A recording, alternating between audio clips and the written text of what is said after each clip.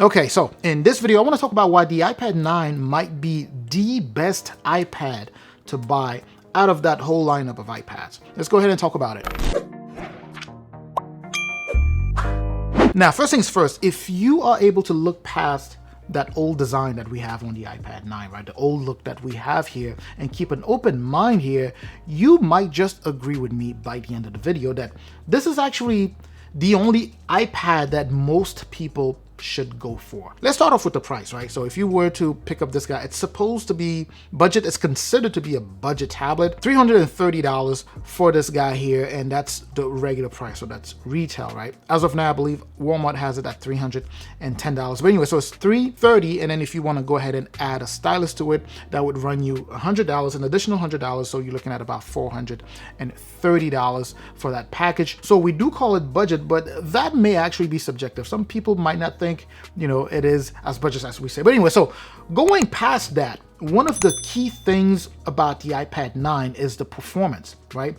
Performance on here actually rivals that of some Android or some flagship Android tablets. So that's one thing you have to keep in mind. Sure, there's a difference here in the way it's implemented and in the way it can be used. It is a very powerful tablet. We're expecting for iPadOS 16 to have a lot of good things that hopefully will make your iPad be a little bit more flexible in the way you use the power there. If you are buying it for something like gaming, this is definitely a good choice. If you're buying for something like video editing, this is a very good choice. I actually did some video editing here, and I was very, very impressed by the GPU performance found here. Sure, we were expecting for it to be better than that of last year, right?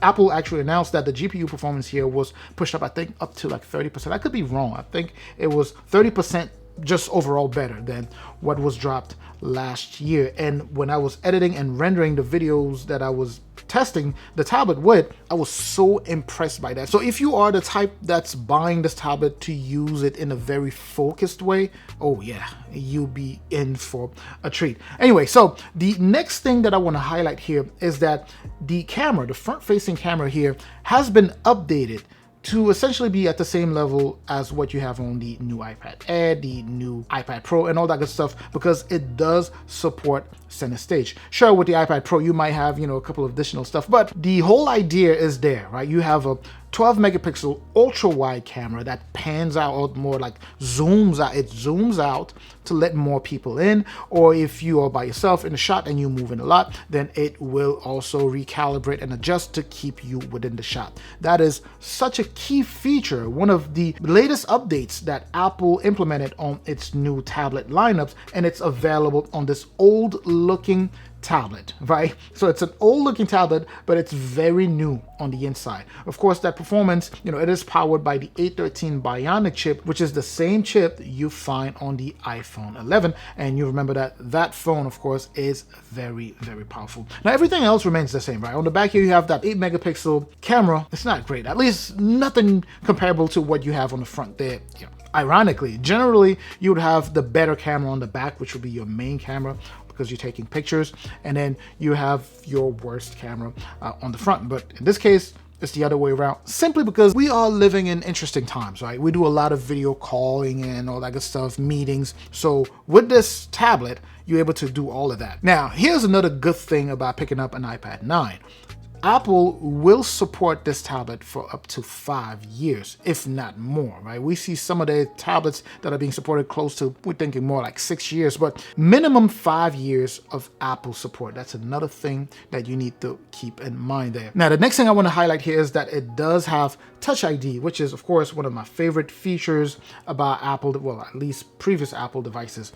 It is super secure, and it is really, really fast, right? So it's really nice to see that they still have that on there. And you also do have a headphone jack, which is something that we don't have in many tablets out there today. Let's talk about True Tone. You do have True Tone available. So these are features that are supposed to be kind of flagship, not kind of, they are supposed to be flagship features available on this tablet. Let's go ahead and close this video by saying this. The reason this is the only tablet that you need, at least most people need, is because it is much more powerful than the average person needs, right? The A13 Bionic chip will allow the average person, or a good chunk of the population, to be able to do their day-to-day tasks, you know, navigating the internet, emails, good, all that good stuff. They'd be able to even do some level of multitasking, at least the level that iPad OS here does allow, right? So they'd be able to do all of that without any hiccups. You know, it's just that powerful. On top of that, this tablet doesn't really have anything to envy from like the iPad Air, the new iPad Air, so the iPad Air 5 or the iPad Pro with that, you know, center stage, right? Because it has it available. It's an old looking one, but it has that new feature that is available on newer iPads. It has that available on here. You have, like I said, you have True Tone here. It adjusts, it adapts to the, you know, the mood of the room that you're in, and it adjusts automatically for you. I feel this tablet should cover the needs of most people, because you essentially have the same benefits that someone who has an iPad Air has, right? You have same 64 gigs base storage, same here, 64 gigs base storage, not expandable, of course, unfortunately. You do have True Tone available, you have that here.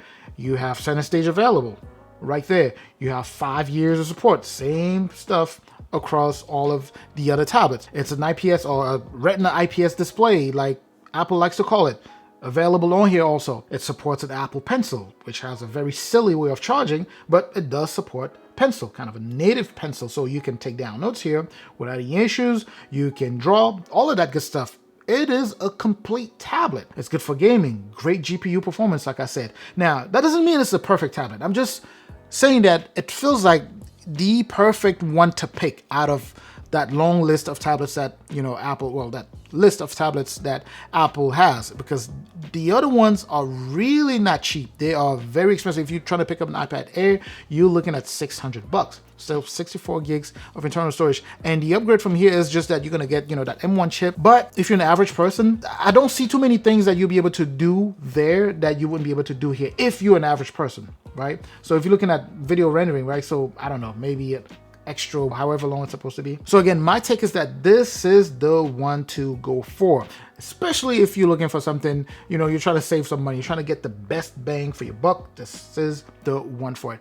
Again, it's not a perfect tablet because it has a lot of things that are not so great about it. Just the look of it, right? It hasn't been, you know, updated. It's still that same old looking tablet. It looks like the iPad 8. It also looks like the iPad 7, but things have been upgraded on the inside. You also have a display that is not laminated. That's another thing that, you know, is not so great with this. But the other things going forward, you should really consider those things if you're buying this tablet. If you are a very practical person, then you should definitely go for this tablet if you're considering an iPad. But anyway, that's just my take. I'm certainly hoping that this was informative. Let me know what your questions, right? If you have any questions, any comments, you disagree, you agree, let's go ahead and get that little back and forth going in the comment section. Share this video if you know anyone who's in the market for this or who's trying to choose between this and iPad Air. Make sure to like and subscribe if you haven't done so already. I will catch you in the next video as I always do. Up until that next video, of course, as always, stay safe out there.